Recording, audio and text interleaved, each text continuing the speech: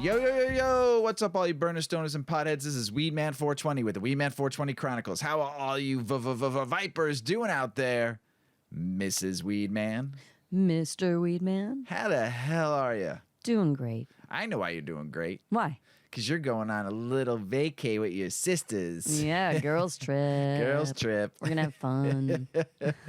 I'll have some silly stories afterward. Oh, I bet. For sure. When the sisters get together, boy, there's stories to tell after. We have fun. Hey, everybody out there in the world. Hopefully you're doing great. Hopefully you're smoking some big fat doinks while you're listening to this show. And we are about to smoke some rotten grape grown by our good friend, Big Earl. I'm super excited. Mrs. Weeman, why don't you smoke that bowl while I tell a little folks about what rotten grape is. Rotten grape, it's a balanced hybrid of 50-50 strained, and like the name suggests, the bud has a delicious, mouth-watering flavor of sweet yet soury grapes. The aroma adds a hint of earth and spicy pungency to the zesty grape flavor, bringing in a sense that anchors the heavy, sour overtone. Rotten grapes buds actually look like grapes. Thick, round olive nugs with a little bit of undertone of perps and tiny amber-colored crystal trichomes.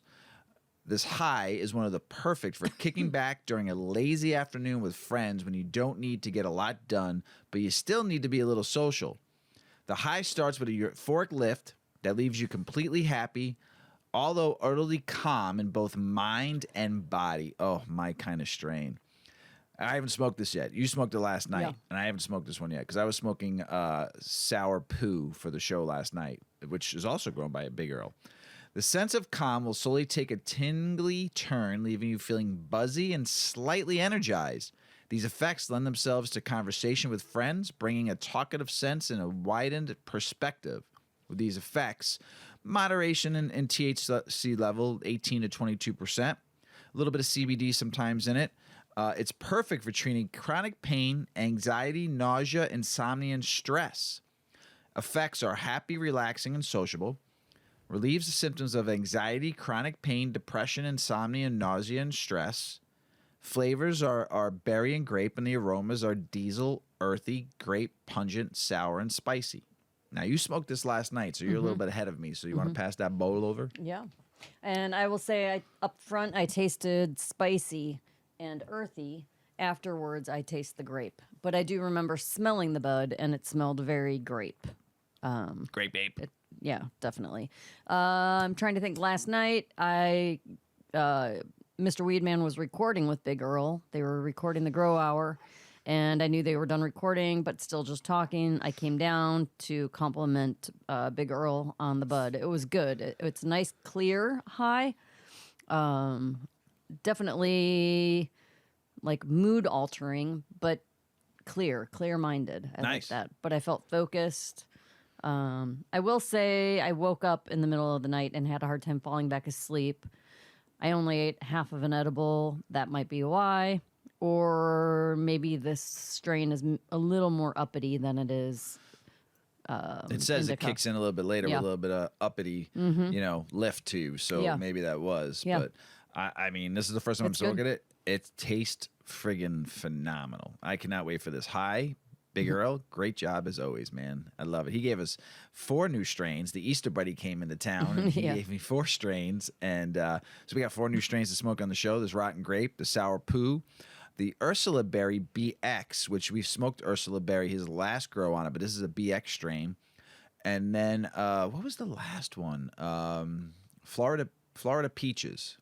Florida Peaches. Yeah, Florida Peaches are the 4 he gave me. So all fantastic smelling strains. And he came through with some beans for me, too. Some autoflower beans. And we had Hummingbird Hills on last night. And he was talking about autoflowers. And super stoked about growing some of these autoflowers and trying them out because I've never done it before. And then learning more from Hummingbird Hills and Big Earl and the experiences they have with it and what they do with it. I'm excited about doing it. So getting like a nice 75-day grow instead of a 120-day grow is going to be great. And the stuff that Big Earl's been growing with these autos have been absolutely phenomenal because these 4 strains are all autos that we're smoking too. And the high last night was amazing. And this high, I'm looking forward to seeing how I do on the show. And the auto, you said we can also grow pretty easily outside. Oh, yeah, outdoors, yeah. So we're going to try an outdoor plant this summer. Throw a few too. of them outside. Yeah. Beanies outside, baby. I want 10 feet tall. I want a big, giant Me too. weed plant. I want people to come and just harvest it themselves and take it and smoke it in the Teenagers are going to be reaching over the fence. Don't worry, when you get a 12-foot plant, you get a lot of weed. So we'll see how it grows. Succession. Ooh. Intense. Always intense. I don't want to give a spoiler, but I cannot believe who passed away on the show. I didn't give a name. Oh, geez, Louise. I didn't give a name. I don't know if he really did, though. Or she. She, he, or they. Them. I don't know. I don't know. We'll see. But I'm not totally confident that there's reality within the plot. We'll see. It was very interesting. I think it was a twist I don't of think deceit so. I don't and think scandal. I don't know. It was good though. It was a very, very good episode, and keeps you wondering and thinking. Once and all of a sudden it ends, you're like, damn it. Why the hell did it end? We also need some suggestions on some new shows. We do. Yeah, because Succession's only once a week, which is a bummer. You can't binge watch it. So I need some suggestions on everyone out there in the world, you've heard the kind of shows we watch. So that's the kind of shows we like. So if you got a suggestion, shoot me a DM. Or shoot Mrs. Weedman a DM. We always like it. So anything else, Ms. Weedman? No, it's kind of a quiet week, isn't it? Let's beautiful weather in Chicago. Spring has sprung. 79 degrees today.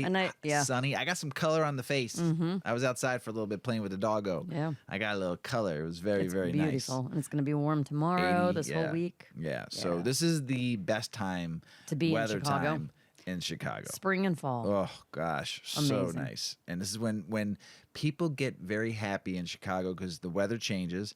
They're wearing shorts and flip-flops and tank tops, and they're getting their vitamin D. Well, here's the thing. If you, 50 in the fall in Chicago and everybody's got their, pumpkin lattes and their long cardigans and their vests on and their rain boots and everybody's all, and then 50 degrees in the spring, and you go down by the lakefront, you drive through by Grant Park, and it's just like joggers, bicycle riders, and everybody has on running shorts and a sport top. Nobody is covered. You would think it was 80 degrees and nasty swampy hot. Yep.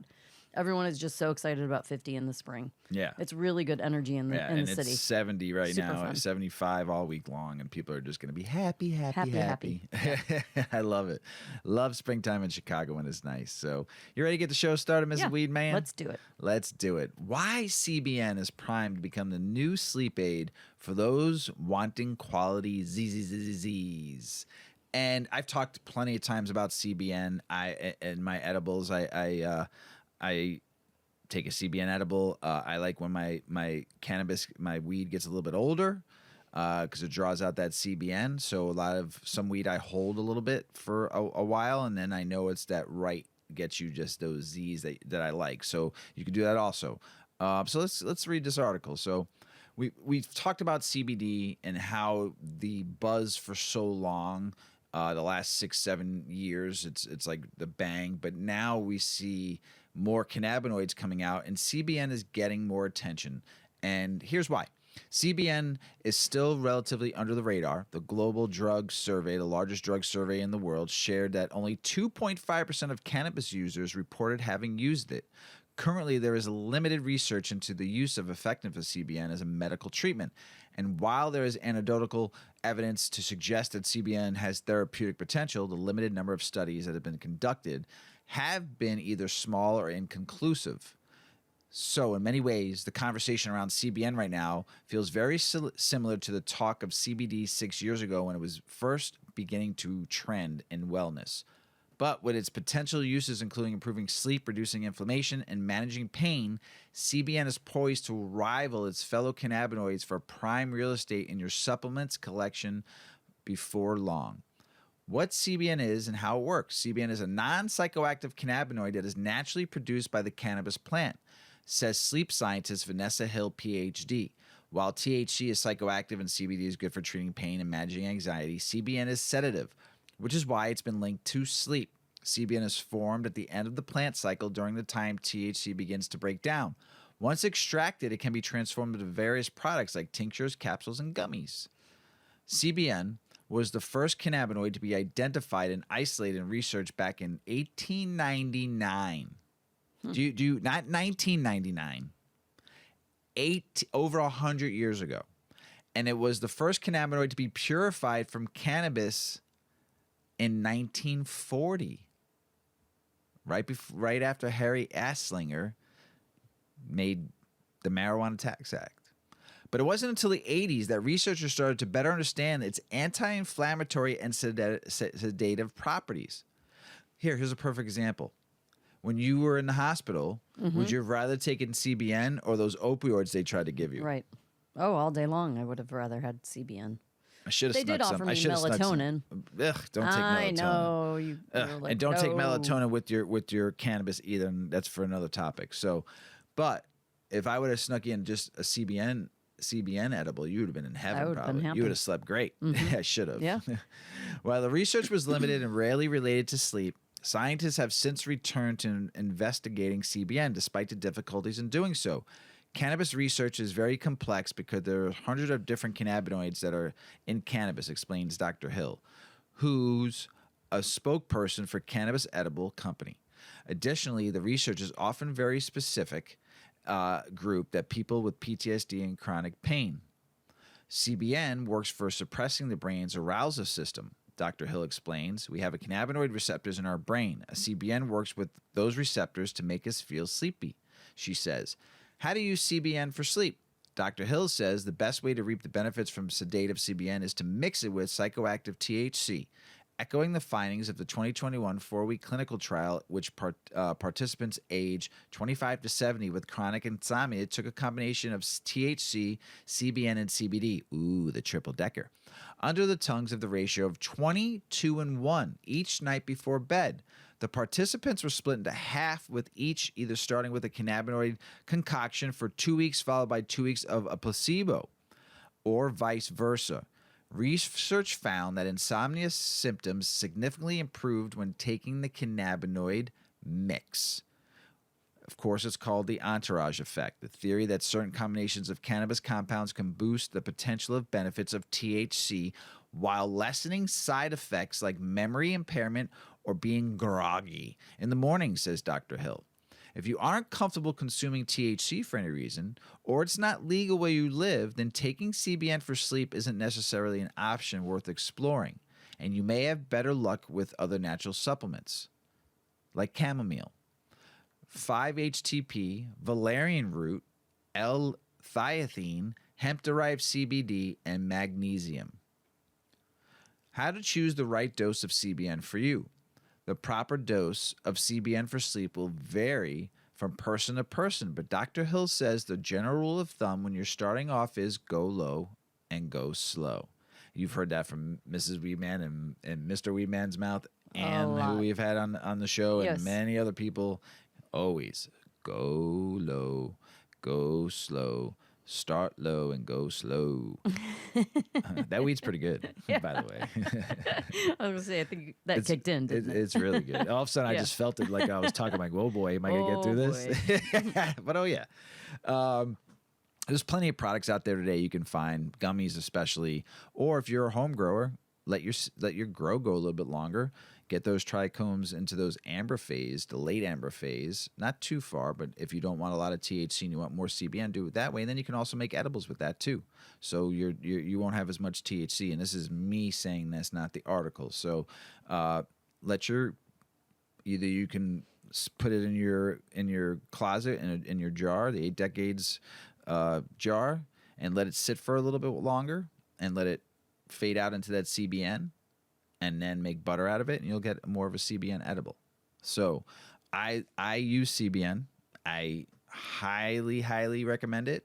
I recommend it because I use it, and we love it. We probably take a CBN gummy almost every night. Yeah. Yeah. If we're not taking our own edibles, we like it. It knocks you the fuck out. Good sleeping. It does. And also check your dosage out too. Start like low if you buy gummies with it. Should you start low and go slow? But start with a half, and don't overuse CBN. And this is my knowledge, not the article. I have been told, and I've also read, and I've also saw studies, not many, but a few, that CBN, if you take too much, can cause nightmares or hallucinogenic effects. If you take too much. Like, I'm talking about, like, well, so don't take more Ambien, right? Don't that take people more take for sleeping. Yeah, but don't take more than 5 milligrams, from what I've been told. That's just the nightmares you might be able to get through, but the hallucinogenics you might not be able to get through. So what are you gonna do? Cry? I mean, what do you mean you're not going to get through it? You're not going to die from it. Yeah, but you might be like, what the fuck's going on? You might wake up and be like, what the fuck? Yeah, exactly. So Right. we might be like, holy shit, I'm never doing cannabis again. Remember, look at the ratio doses. As you saw in that study, it was 20 to 5 to 2. So, I don't see too many 3 ratios here in Illinois. I just see THC and CBN. So usually the ratios are 10 to 5 or 10 to 2.5 or 5 to 2.5 are the ratios, being THC to the lower end of CBN. So you will see very low doses of it. So if you're going to take extra, just heed the warning, right? You might have scary dreams. Maybe. Or if you like nightmares. If you like nightmares, it's up to you. Scary dreams for me, when my mind is stressed and confused and I have scary dreams, they're not really scary. They're freaking annoying. Yeah, you fall off I'm a like cliff. I'm on a street that is very familiar to me, and I have to get to the other side of the street. And I don't know if you're familiar with the artist Escher, but everything is like a maze. And so I could see the street. I have to just cross it, and all of a sudden, the street went away. And then it pops up over there, and then it comes back the other way, and I just can't get across the How street. many times have you played Frogger in your nightmares? Oh, yeah, yes, that's my life in a nightmare. The other thing that happens in my nightmares, I'm getting chased and my legs don't work, so I'm dragging myself on my hand knuckles, like dragging my legs behind me, and then I wake up, Mr. Weedman, because I'm like, because I'm yelling in my dreams, but I can't. Absolutely literally yell. Fucking hilarious. Yeah, so I played that on an episode one time. Remember? Yeah, you did. I forgot about that. Long time ago. Yeah, we have to go back to we'll the. have to play it again. I haven't. Oh I haven't boy, it hasn't happened in a long time. No, not a hot minute. It's been a minute. Actually, you know what? Like 6 months ago, I did. Yeah. But I didn't wake you up. That's it was good. quick. It was That's very good. quick. It wasn't like the time where I like got all of a sudden The got a little weirdest nervous. noises. Yeah. My favorite holiday of the year is coming up, 420. but it's also Grandma Weedman's birthday. Yes, it like is. I say, I'm also born from 420. I'm born and I'm out of it. If I'm a 420 woman, there can't be anything better. So it's also Grandma Weedman's birthday. You can find her on Cougar. What? I don't even know. I'd have to look it up. I'll look it up and we'll post it and say happy birthday to Cougar, Grandma Weedman. But her birthday's on 420. Yep. So I celebrate that, but I also celebrate the greatest holiday of the year. And I always say it's about the time, because the story of 420, where it came from, was about 4:20 p.m. But it's still 420 is the greatest holiday of the year. Many people are taking off, not taking off. Yeah. I'm taking off, meaning I'm fucking getting baked the whole day. But I'm going to be driving around visiting people and having fun all day long. So Yeah. I'm taking off, but kind of like having fun. Yeah. So I think my personal opinion before you read is that all dispensaries across the country and cultivation should be closed that day, do their big sales on the 19th and the 21st or leading up to it, and make it a national holiday where do it for the culture, do it for the community. Don't make it a fucking money-making fucking day, because it's just not what the whole thing was about. And on our 420 episode, I will always read the story of how 420 came about. That is my mission, and it's in the Weedman 420 name. Our next episode will be our 420 episode. Yes. Yeah. So how many people? Yeah. What's the survey telling us? Yeah, we've got the results of a survey on how many people are taking the day off for 420. April 20th, or 420, the unofficial marijuana holiday, has become so iconic that an increasing number of American cannabis consumers are planning to take the day off to celebrate. Yes. Yes. According to information procured exclusively, a recent survey conducted by Air Wellness, a leading U.S. multi-AYR wellness. You shook your head, Mr. I'm stoned. Weedman. I'm trying to trying to trying to wake yourself up? I was like, whoa. Come on, Rocky. I'm looking at got a lot of mo. Okay, we'll go back to that. A recent survey conducted by Air Wellness, it's AYR, a leading U.S. multi-state cannabis operator, in collaboration with global insights platform Suzy, among 900 American cannabis consumers. This report reveals the following fascinating data. 39% of U.S. cannabis consumers will observe 420 as a personal holiday this year, taking a day off from work. Yes. Love it. So this is based on 900 people, 39% of them. That's a pretty good ratio. 31% consider 420 a special occasion. 42% of medicinal cannabis patients claim 420 as an important day. 71% of respondents anticipated their consumption habits to remain unchanged that day. Well, they're silly. They should smoke a little extra. And 23% indicated they would consume more cannabis on 420. That I'll fall into that 23%. The study carried out between February and March of 2023 involved 900 Americans aged 21 to 74 who had purchased and consumed cannabis within the past 6 months. The survey delved into their consumption habits and beliefs surrounding 420. The data also showed respondents' curiosity about experimenting with new cannabis formats and consumption methods. 70% of cannabis users expressed interest in trying consumables, such as beverages or beverage enhancers, despite inhalable and consumable cannabis formats being used at similar rates.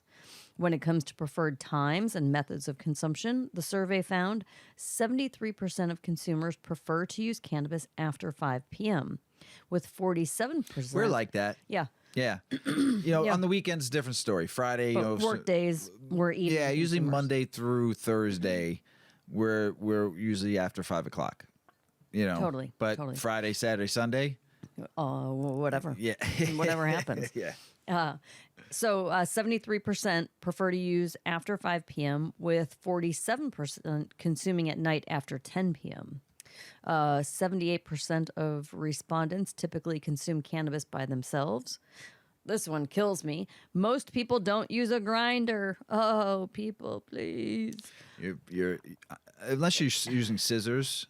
I do that. No, they just said, let me get to this. Right. 61% of whole flower consumers said they break up their buds with their hands. Everything you want to smoke You're is losing all the goodness. Don't get me wrong. I love smelling weed in my fingers too. Right. But everything that you want to smoke all is that now sticky stuff on your fingers you want in your body. Yes. And it's stuck to your fingers now. Yeah.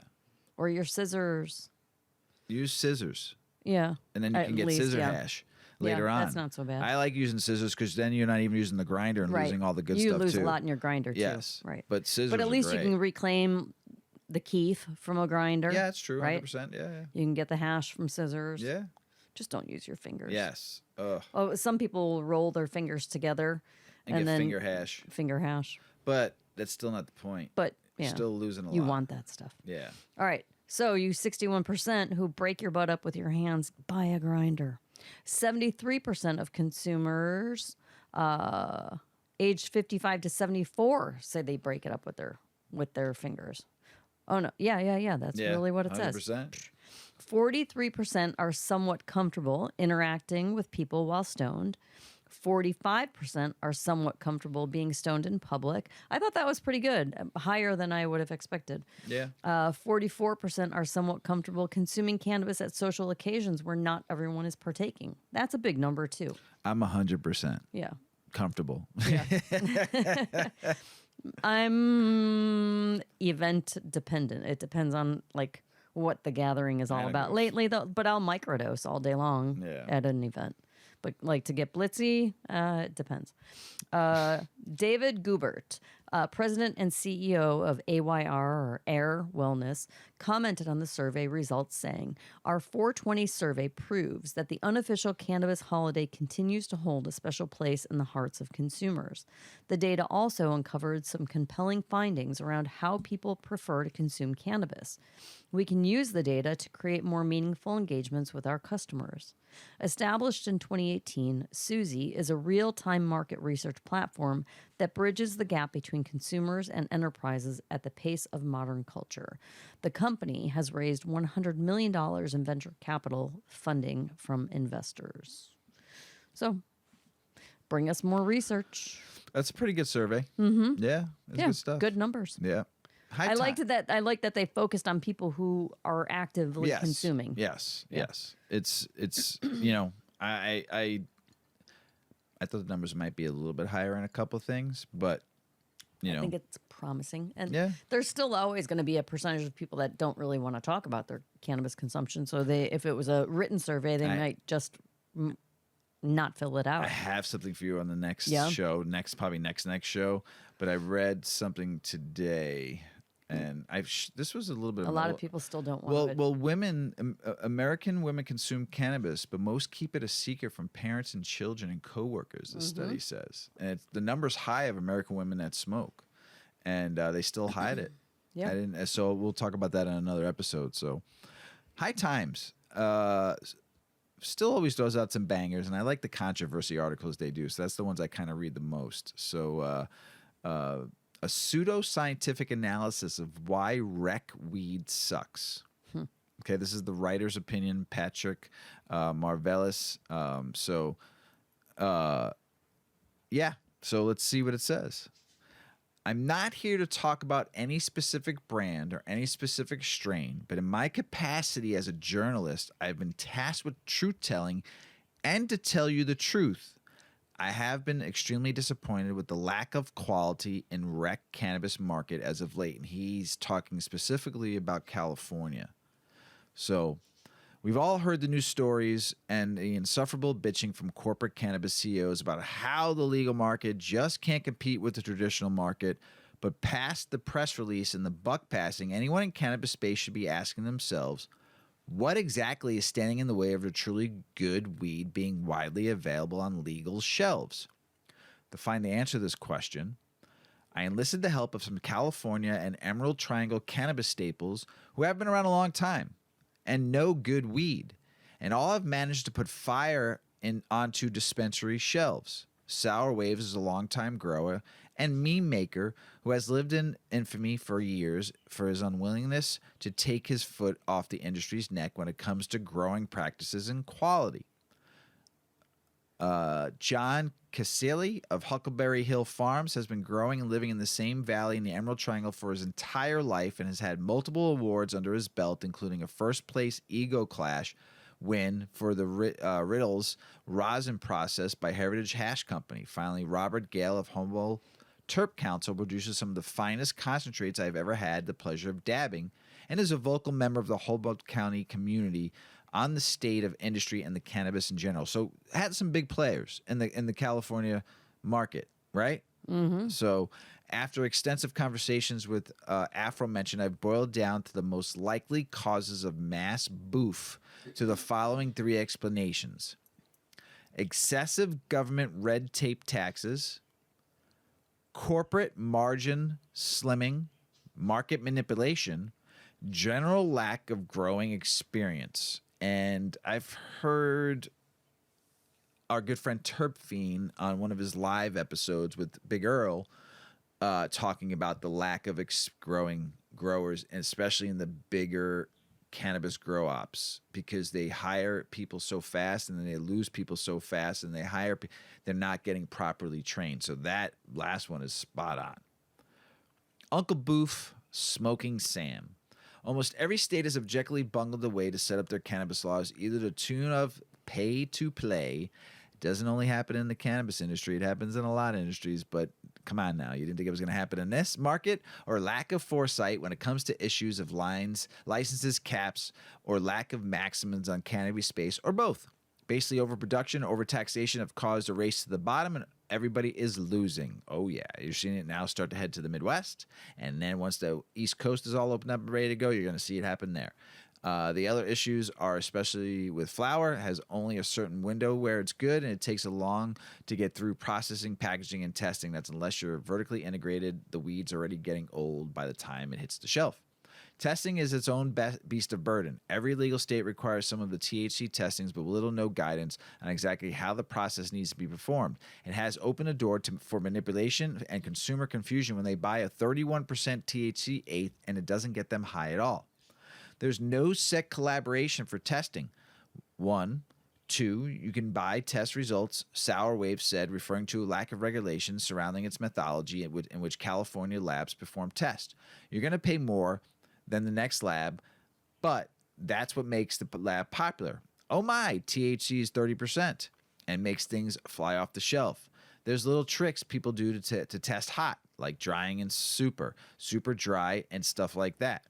In addition to overproduction and overtaxation, many cannabis industry business owners have lamented the excessive regulations on how cannabis businesses have to operate, have caused industry gridlock and a slew of unnecessary money hangups. One of the biggest hurdles is having to go give a distributor. This is great. This whole part I'm going to read you. Please listen, because this is the cannabis industry, not just in California, in a lot of states. One of the biggest hurdles is having to go give the cannabis to a distributor who takes 17% who doesn't pay us up front. Then they give it to the retailer who doesn't pay that distributor who doesn't pay us. And then if the customer doesn't buy that product, or it takes them a year to pay the retailer, it takes a year to pay the distributor who then returns the year to pay the farmer, Casil said. More often than not,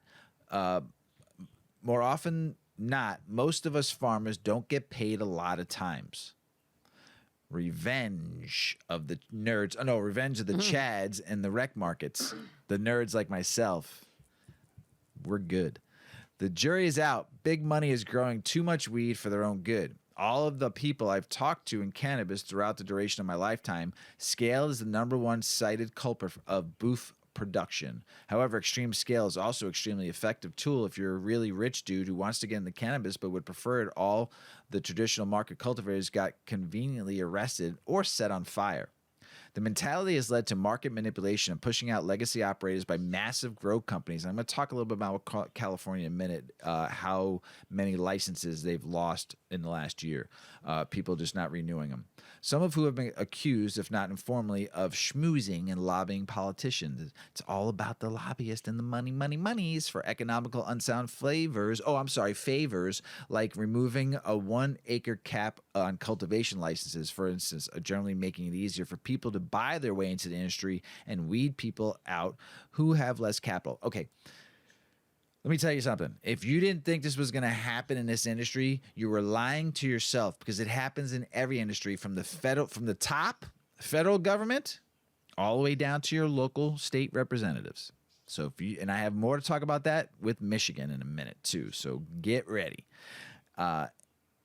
If a guy has a 1 acre grow, it's just basically economics of why the bigger guys cost less to produce a pound of weed, Sour Wave said. So these goons over at Glass House got their cost probably between $30 and $60 a pound, so they need to go crash the market it's selling for $150 to $250. It's because, and they know that these are smaller farms, cannot keep up with these low prices. For someone like Casil, grows at a 5,000 square foot of canopy, which he hand waters with his girlfriend partner, is virtually impossible to compete with margins set by some of the larger operators.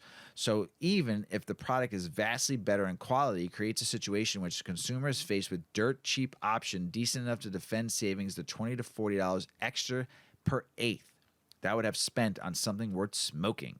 Growing in the Emerald Triangle, it costs a lot more to produce a pound, and in the country up in the hills, being environmentally friendly, it costs between $300 and $4 to produce a pound, Casil said.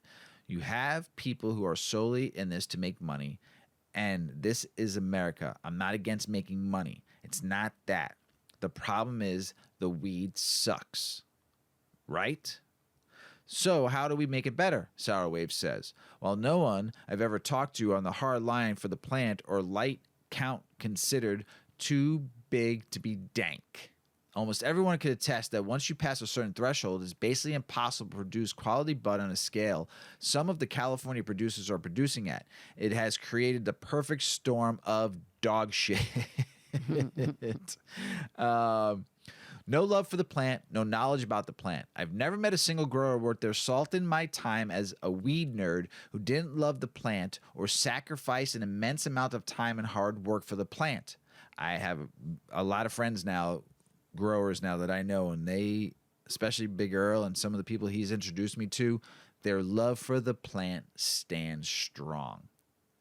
Maybe that's some hippy dippy mumbo jumbo I picked up a wireless on acid in Arctica Plaza, but if every good grower on earth says the same thing, there's a pretty good chance they know what they're talking about, and they all stress that while it may be easier than ever to learn to grow, you still got to put in about 10,000 hours to be able to consistently produce the best representation of the plant.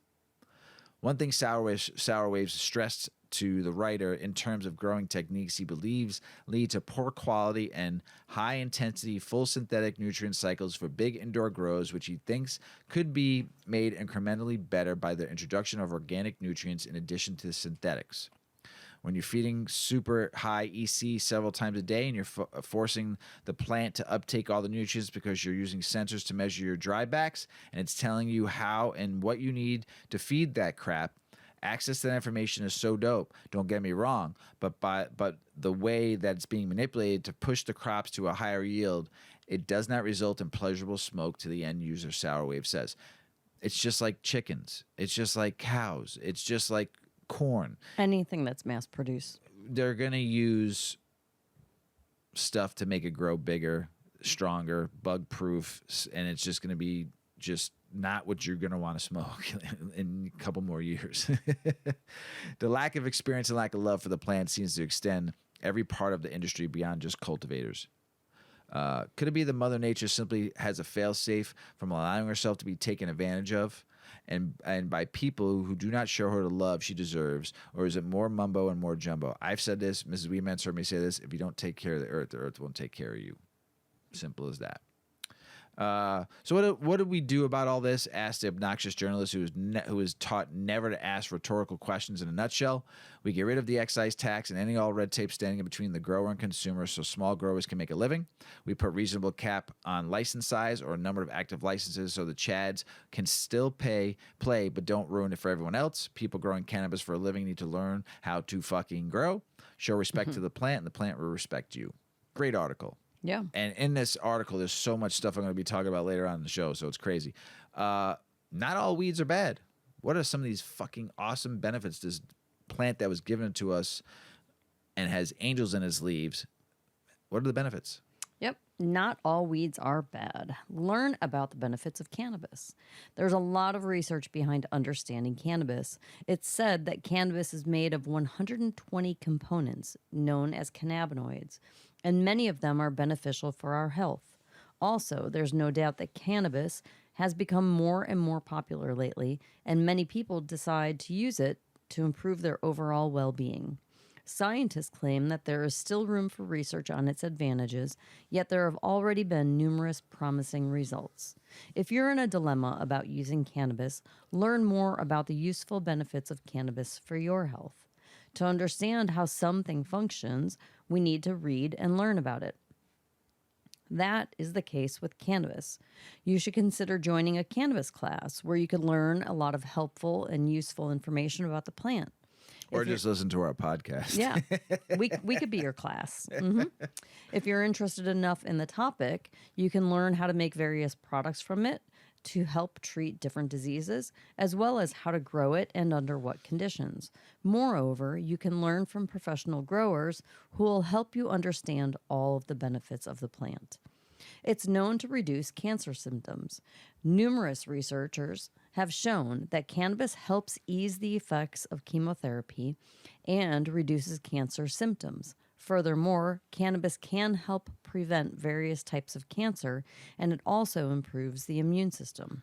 For that reason, many cancer patients use cannabis oil to ease their symptoms and disease.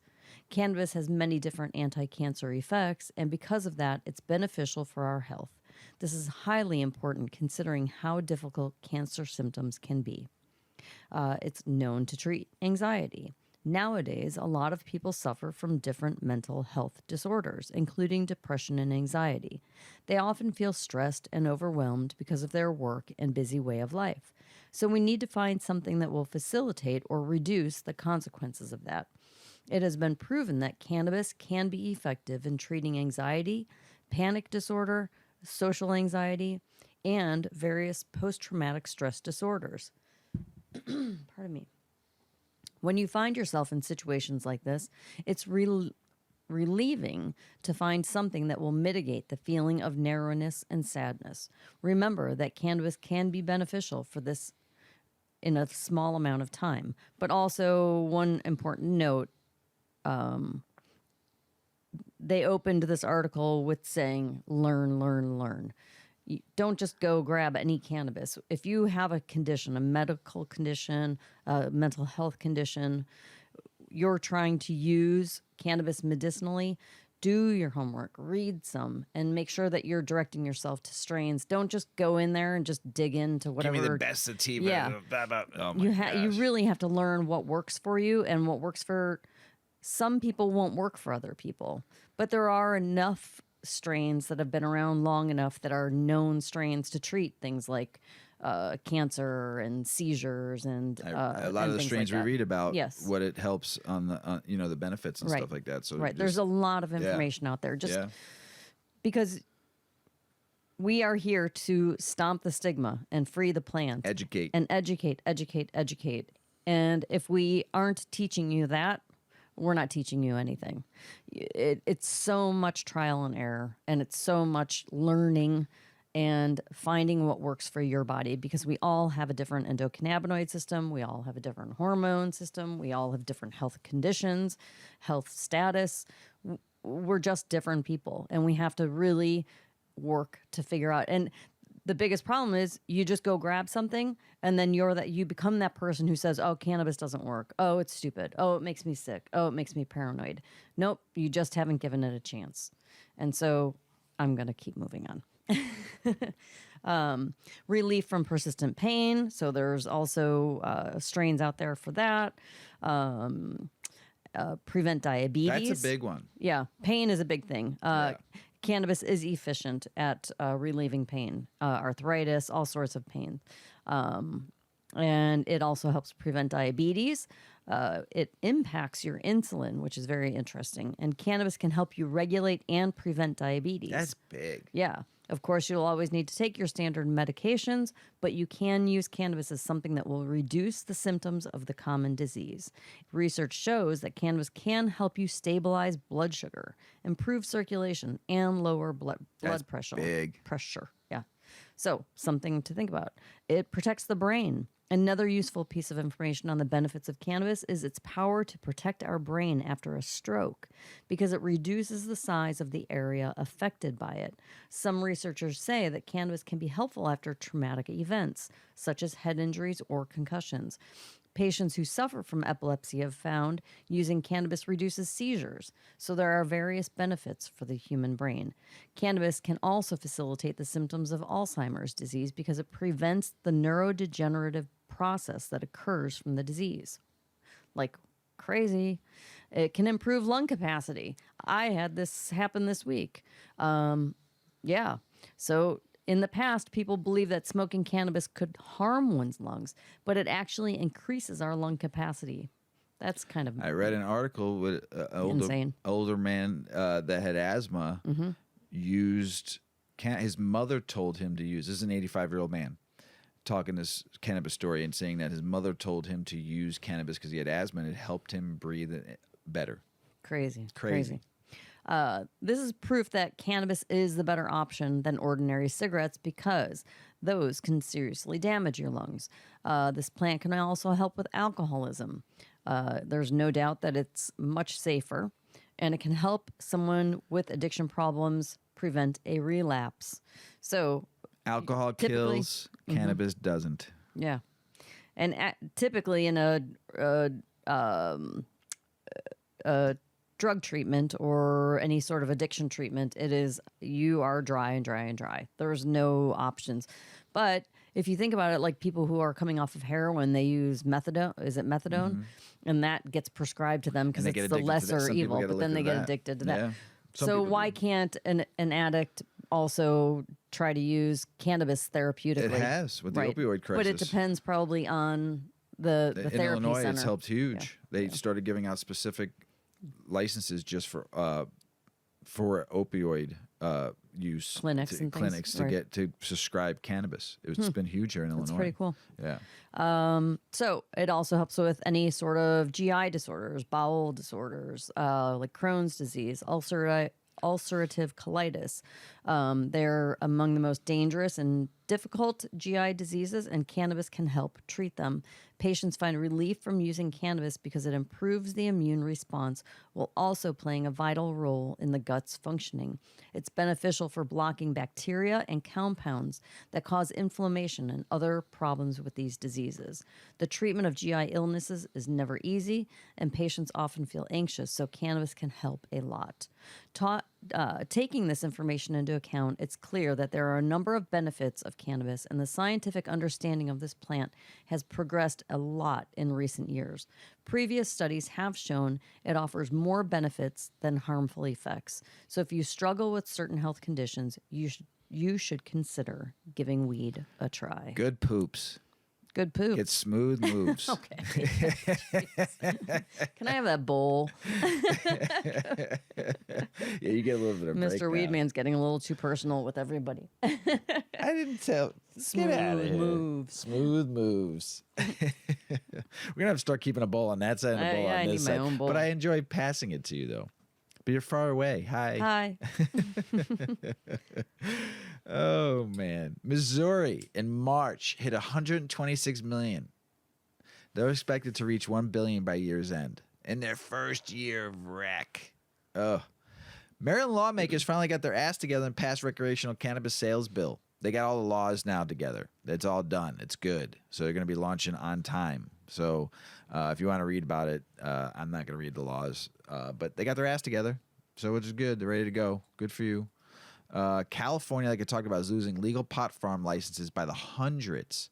State has lost 1,766 cultivation licenses since the beginning of last year, according to the data reported by California Department of Cannabis. That's a lot. And there are 6,000, now this is a lot too, 6,827 active cultivation licenses in California, according to the Department of Cannabis Control. That's 845 fewer farm licenses than there were at the beginning of the year, and 1,766 fewer licenses compared with the beginning of 2022, according to the data of California Department of Cannabis Control reported by the Cannabis Business Times. That's a lot. Rising prices are an issue. We talked about that in the article by High Times. Increase in wholesale prices won't be enough to keep many of the small-scale farms in business. Even now, with the price increases, we're back to breaking even for most people. This is why so many farms are giving up and shutting down, having been for the last 12 months. So, not good, because some of the greatest weed in the world came from some of those farmers out there.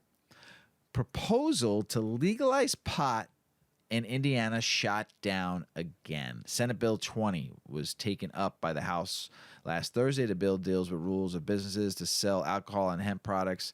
And also, this was Marijuana Moment talked about the amendment would have removed language defining hemp as cannabis containing more than 0.3% by weight. But they're saying it's time to have this conversation. It's time to get legalizing medical cannabis and recreational cannabis in the state. So What are they see. afraid of? I don't know. It's because they don't. Because it's just It's so dumb. so dumb, so dumb. Texas House will vote on allowing medical cannabis as opioid alternative and replacing THC limit. Good for them. They should just legalize it medically. March, Illinois sees an increase in sales, even with how Missouri did. They still saw an increase of 134.8 million sold in March. Pretty good. A lot of money. And then I read an article on Illinois CROO, CROO, Cannabis Regulation Oversight Office. Learn about how cannabis tax dollars are spent. And there was this whole graph and chart of cannabis regulations fund allotment by fiscal year. I don't understand admin expenses for 2022 was $15.6 million. And it has to do with administrative expenditures for the Illinois State Police, Department of Public Health, Department of Revenue, Criminal Justice Information Authority, Department of E-Commerce and Commerce and Opportunity. Yeah, I know Yuki, right? I'm whining too about that. Yuki's right next to me. She gave a grunt when I read about all these departments getting $15.6 million, $115 million going to reinvestment. I still don't understand why our Chicago public schools aren't better with all this reinvestment, because a lot of money should be going to that. Yeah. About 75% of it should be going to that. Statewide budget stabilization fund, general revenue fund. Why does that even go in there? And then $28.5 million for other. You know what that means when I read other? What? How many bank accounts have gotten fat? That's what I read. But it says here, Cannabis Expunsion Fund, Local Government Distributive Fund. Yeah, big fat dinners in down south in Springfield. Department of Human Services Drug Treatment Education Fund. Other funds, like building new homes for people, probably, and somewhere nice, warm in the summer, in the winter. That's just my feeling on it. I don't know. Here's another thing. Like I said in the article about California, ex-head of Michigan Medical Marijuana Board and former State House Speaker Mitzi took bribes. Really? Really? Really? Really? No. I'm telling you. Nobody does that. Do you believe the internet? No. Sometimes you got it. And in this one, I do.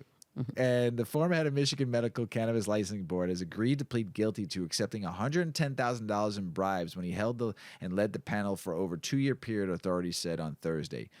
Rick Johnson acknowledged in signed court filing that he acted corruptly when he accepted cash and other benefits to help business get licenses. If you only think he's the only one and the only state, I got some land to sell you. Somewhere far away that just doesn't have anything on it. So if you want to buy that, everybody takes bribes. Everybody gets their pockets lined, from the city council person all the way to the higher ups, because that's the only way you get shit done in this country. Okay? So don't fool yourself. You can call me out on it all you want. I don't give a shit. If you want to come on the show and talk about it, I'll be happy to have one of you politicians on the show to talk about what's going on. With smiles on my face. New York launches accelerated program for adult use dispensary owners, and they also added 99 more, but they just got to get them open. They're not happening fast enough. And I mean, in New York, just in the city, to try to get anything done takes months. So instead of doing it right, you fucked it up, and now you're paying the price. And now you're just going to go after everybody that's selling it in the little bodega shops, because that's the only way people can get their cannabis right now. Let them do it. Give them a license, a temporary license, and then see how they do, and then turn them into a store. It's pretty simple. Pretty simple. Every once in a while, Mr. Weedman comes up with a good idea. Creative. Right? Mm-hmm. Every once in a blue moon. Here's something crazy. Will Biden finally reschedule cannabis to boost the youth vote in 2024? Don't fall for it. Don't fall when he did this already. Do this to get But he elected. did this already, though. Right, he did this in the last one. He dangled the cheese. They do it to get voters. You ever see a horse with a carrot in front of him and that's the only way you get it to walk? Yeah. That's what he's. That's every politician. Every politician's been doing that. Every president's been doing promises. That. Yeah, don't fucking fall for it. Don't vote for who you want for. That they have their agendas. Don't get me wrong, but they've got a lot of pretend agendas that just get them an audience of voters and get them elected into office. And then guess what? Weed's still illegal. Yep. And still people are still in jail for it. Yep. Crap. We talk about Wisconsin a lot, and this would be great if bipartisan Wisconsin lawmakers say medical cannabis is possible this session, but it will need to include serious limitations. Why? Don't limit something that you can actually make it whole. Just do this. Just do this. Medical licenses, okay? Caregiver program, let people grow for 50 clients. You got great soil up there. Make it a community grow. Let people grow on their farms and have people come to their farms and see the cannabis and how it's grown. Don't hide it. Don't exclude it. Don't put limitations on it. Make it better. Look at what other states haven't done and do it, because it's stuff that should be done. Wisconsin, you're a good state. You can get it right. Don't fall for the trap. There's a trap. Don't fall for it. All right. We love our furry friends. We do. And I read this article, and I already knew about edibles. We've talked about our furry friends and edibles, but this one I didn't really think about and didn't think it would hurt. So go ahead and talk about a weedy problem. Yeah, a weedy problem it is. It's a familiar stereotype that often elicits chuckles. Some disheveled guy, totally high, lounging on the couch like a glassy-eyed Gumby, scarfing down handfuls of potato chips or packages of Twinkies. Sadly, though, the picture isn't so funny when animals are exposed to cannabis, and unfortunately, it's happening more frequently. In fact, in 2019, the ASPCA's Animal Poison Control Center reported a 765% increase in calls about animals ingesting weed than in the previous year. 1 year increase. So you might ask, what is wrong with giving your cat or dog a little weed? What can it hurt? Turns out, a lot. Animal systems simply don't tolerate tetrahydrocannabinol, THC, the chemical in cannabis that induces most of the plant's psychological effects. In fact, THC is considered toxic to dogs, cats, and horses. While it's extremely I didn't know about horses. Yeah. While it's extremely rare for a dog to die as a result of ingesting weed, it has happened, most often when they've consumed it in large enough quantities. Remember, dogs don't practice portion control, so when they find a plate full of weed-laced cookies on the table, they're likely going to eat them all. The issue is that these weed-infused edibles are usually made with oil or butter, which bonds with THC and can produce higher concentrations of the chemical than would be found in a plant material alone. Adding to the danger, many edibles contain chocolate and fruit flavors, and these can be also toxic, or xylitol, which can also be toxic to a dog. Another complicating factor in today's cannabis products is a much higher amount of THC than the cannabis from even 10 years ago. Between 1995 and 2021, the average percentage of THC in cannabis has gone from 3.96% to 15.34%. The symptoms of cannabis poisoning can vary, but usually include central nervous system depression, vomiting, urinary incontinence, unsteadiness, and tremors, lethargy, and extremely slow heart rate. I thought it was lethargy. Seizures, extreme panic, and coma can also occur. Interestingly, about 25% of dogs exposed to cannabis will become highly agitated instead of depressed and develop rapid heart rate. Symptoms of poisoning can last for hours and even up to several days, depending on how much a dog has ingested.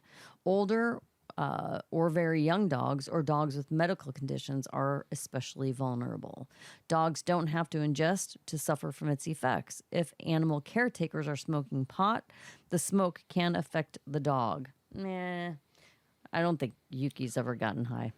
Yeah, and that's contact high. I mean, that's that's the thing.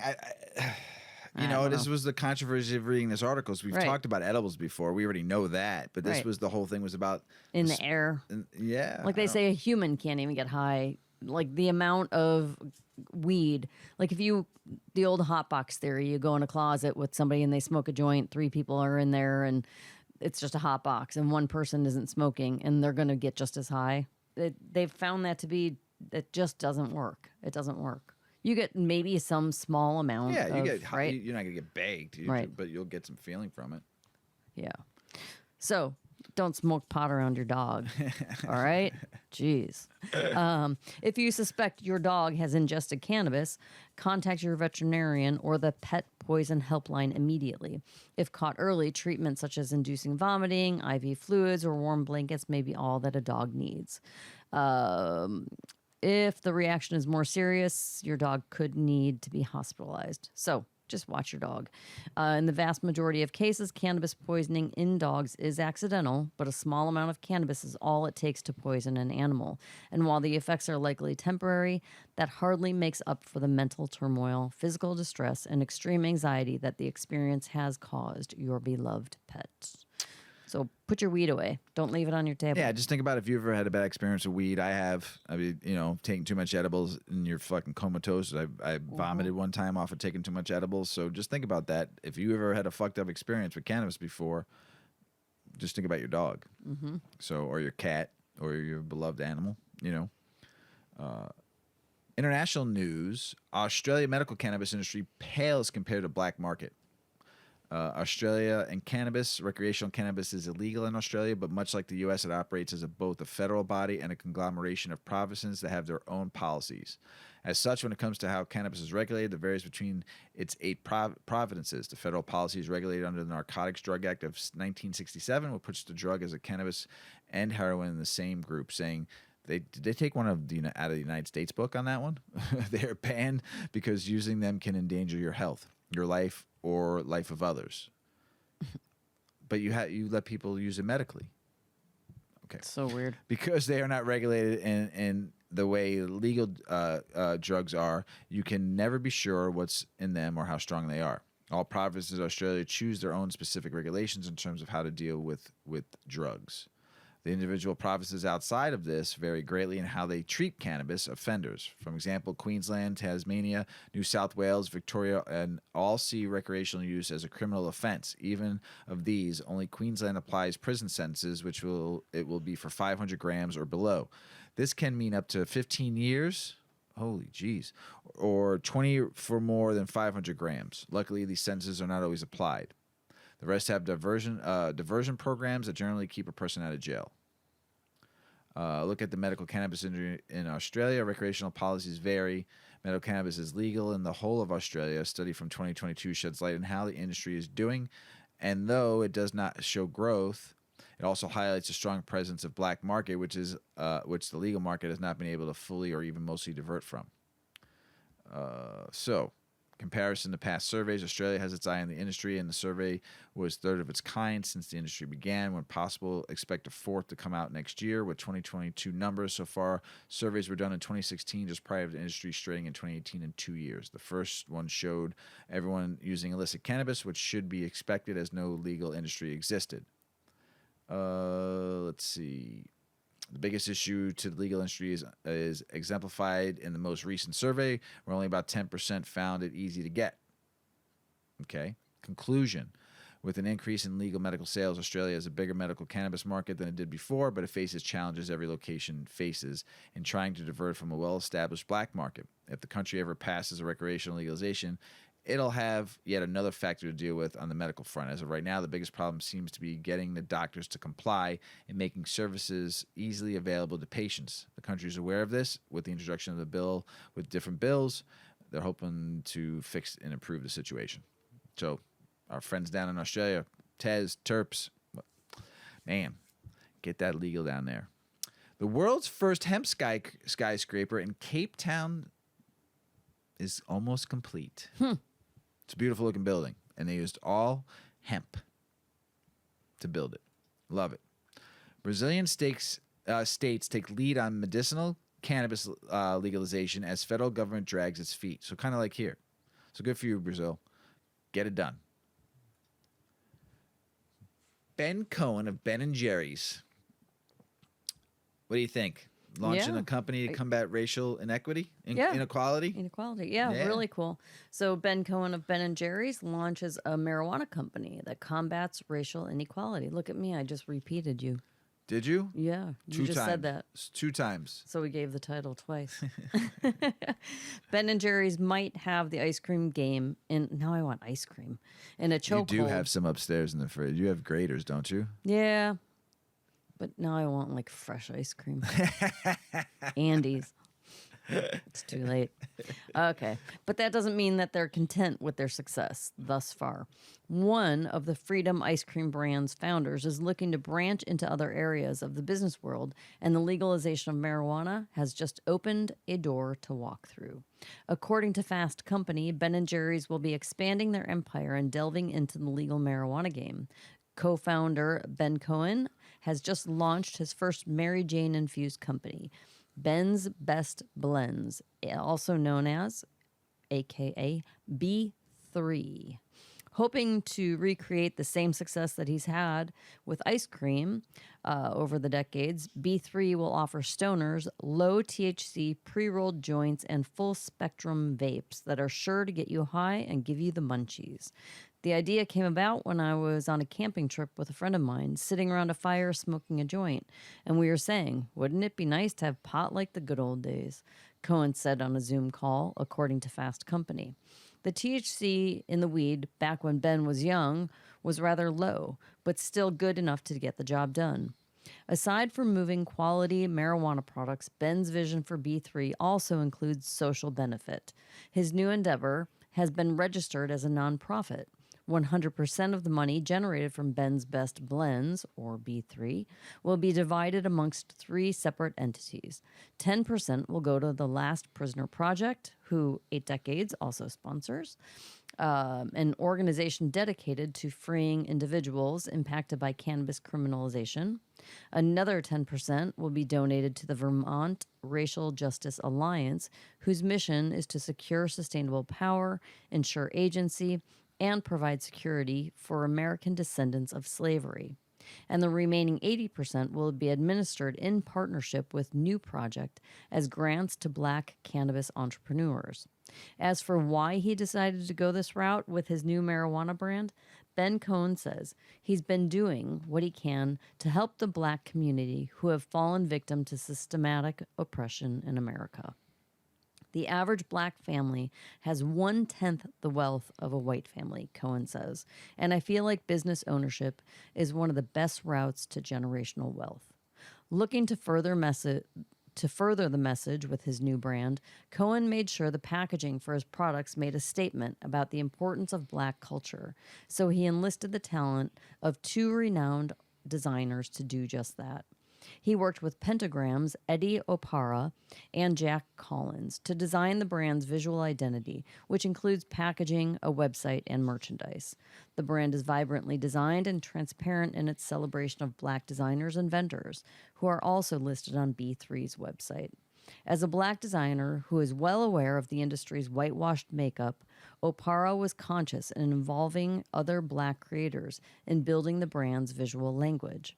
So, check out their site for more information. I couldn't find anywhere that they're on sale yet. The website is up and running, but the store locator didn't give me any results. So coming soon. The website is fun, colorful. I like that they're giving 10% to the Last Prisoner Project. I think it's great. 100% non-for-profit. Yeah, it's amazing. It's great. Amazing. For all you Northsider Chicago Cubs fan, this one's for you.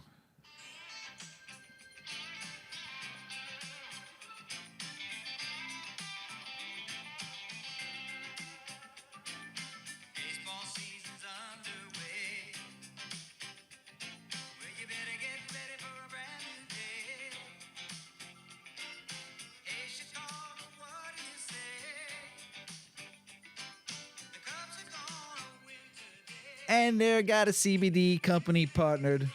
Go Cubs, go. First MLB team to get a CBD company sponsorship. You think I was going to let them play that whole song? Hell no.